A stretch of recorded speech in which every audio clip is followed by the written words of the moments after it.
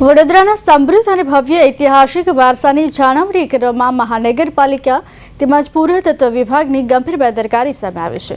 ન્યાય મંદિર પાસે આવેલ શહીદ ભગતસિંહનું સ્મારક તૂટેલી હાલતમાં છે, તો ભગતસિંહની પ્રતિમા ઉપર લીલો રંગ ચડી ગયો હોવાનું સામે આવ્યું। ઐતિહાસિક માંડવીની ઇમારતની હજી પાલિકા સુધારી નથી શકી અને ન્યાય મંદિર વિસ્તારમાં આવેલ શહીદ ભગતસિંહના સ્ટેચ્યુ સાથેનું સ્મારક ખસ્તા હાલતમાં જોવા મળ્યું।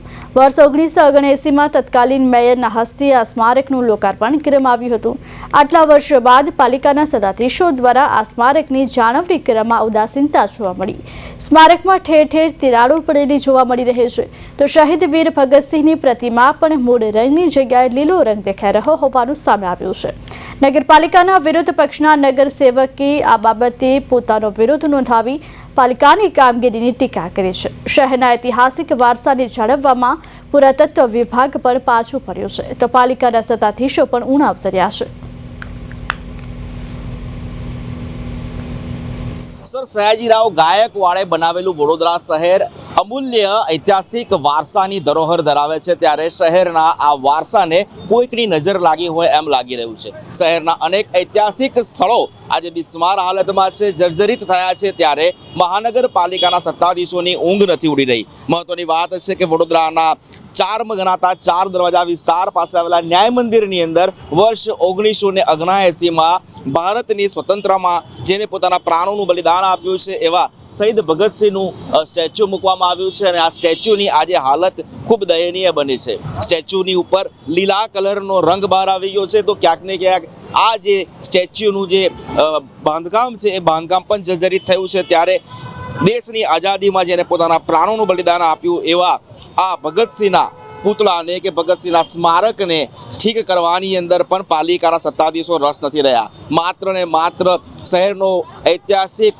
વારસો સાચવવાની ખેવના મનમાં રાખીને કોઈપણ પ્રકારની કામગીરીથી અલિપ્ત રહેતા પાલિકાના મોઢે આ કદાચ એક લાલ તમાચો છે, કેમ કે આજે ભગતસિંહ છે, ભગતસિંહની પ્રતિમા પણ આજે બિસ્માર હાલતમાં થઈ છે। ત્યારે કોંગ્રેસના પાલિકાના સદસ્ય આપણી સાથે છે, તેમની સાથે વાત કરીશું। બાલુભાઈ, શું છે વિષય અને કેમ આ રીતે તમારે રજૂઆત કરવી પડે છે? સ્વાતંત્ર્યવીર ભગતસિંહની પ્રતિમા પણ હવે દુરસ્ત હાલતમાં થઈ છે। ન્યાય મંદિર સર્કલ એટલે ક્રાંતિવીર શહીદ ભગતસિંહનું સર્કલ કહેવામાં આવે, અને જે એમની પ્રતિમા છે એ પ્રતિમાની નીચે જે બીમ હોય, જે પિલ્લર હોય, એની હાલત એટલી ગંભીર છે, ગમે ત્યારે પડી જશે એવી પરિસ્થિતિ છે। મોટી મોટી તિરાડો પડી ગઈ છે, અને એના લીધે અમે કમિશનરશ્રીને પત્ર બી લખ્યો છે, આજે સભામાં બી રજૂઆત કરીશું। એ જ પ્રમાણે વડોદરા શહેરમાં માંડવી ગેટની પણ આપણે પરિસ્થિતિ જોઈ ઘણા સમયથી। કેટલા લોકો એના માટે લડત લડી રહ્યા છે કે જે ગાયકવાડ સમયના આપણાને ઐતિહાસિક જે ઇમારતો છે એને સાચવવાની તમામ જવાબદારી કોર્પોરેશનની હોય, ઇતર બીજા કામોમાં એટલો બધો ભ્રષ્ટાચાર કરતા હોય, અને જે ખરેખર જે કામ કરવાનું ભગતસિંહ એટલે આપણા દેશ માટે કેટલું એમનું બલિદાન કહેવાય, અને એવામાં તમે આખું ભીમ મોટી મોટી તિરાડો પડી જતી હોય, આપણે એને રિપેર ના કરતા હોય, ઉપર આપણે પ્રતિમા જો પ્રતિમાનો જે કલર છે એકદમ ગ્રીન કલર જેવો થઈ ગયો છે, તો એને બી રિપેર કરવું જોઈએ, કલર મારવો જોઈએ। અને જ્યારે આટલું મોટું એ હોય અને ક્રાંતિવીર શહીદ ભગતસિંહની પ્રતિમા હોય ને આપણે એને રિપેર ના કરીએ, અને કોર્પોરેશનની જવાબદારી હોવા છતાં એટલે આજે અમે કમિશનરશ્રીને પત્ર લખીને આજે સભામાં બી રજૂઆત કરીશું। ટૂંક સમયની અંદર આની કામગીરી નહીં કરવામાં આવે તો ગાંધી ચિંતા માર્ગે આંદોલન કરીશું। ચોક્કસથી જે રીતે કોંગ્રેસના કોર્પોરેટર છે તેઓનું કહેવું છે કે ભગતસિંહની આ પ્રતિમા જે દુરસ્ત હાલતમાં છે તેને ત્વરિત રિપેર કરવામાં આવે, પરંતુ અહીંયા ભગતસિંહના